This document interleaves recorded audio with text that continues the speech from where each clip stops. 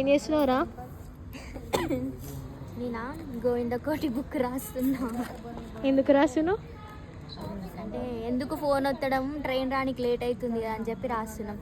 మనం రోజుకొక పేజ్ రాస్తే కోటి బుక్కులు రాసేసరికి తెల్లారుతుంది. అదే ఇక దేవుని ఎన్ని బుక్స్ రాయాలి? 100 బుక్స్ రాయాలి. ఎన్ని నామాలు? ఎన్ని నామాలా? కోటి నామాలే కదా. కోటి నామాలే. 100 బుక్స్ రాయాలి కాబట్టి ఎందుకు దేనికోసం రాస్తున్నావు?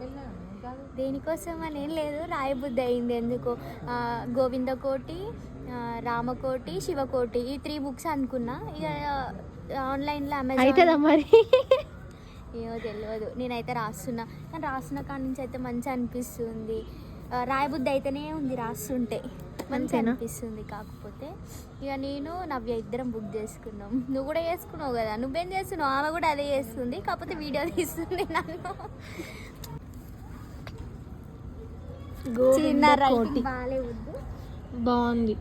వద్దు మేము జనాలు చూస్తే ఆగమవుతారు. కానీ ఆగం గారు, ఎవరికైనా ఇంట్రెస్ట్ ఉంటే రాయండి, మంచిగా అనిపిస్తుంది రాస్తుంటే. తిరుపతిలో ఫ్రీ దర్శనం అని ఇట్లా రాస్తున్నావా ఏంది? అంత అదృష్టం కూడానా? ఫ్రీ దర్శనం అంట కదా. ఏమో నాకైతే అది తెలియదు. కాకపోతే బుక్స్ కొన్నాక తెలుసు ఫ్రీ దర్శనం ఉందని.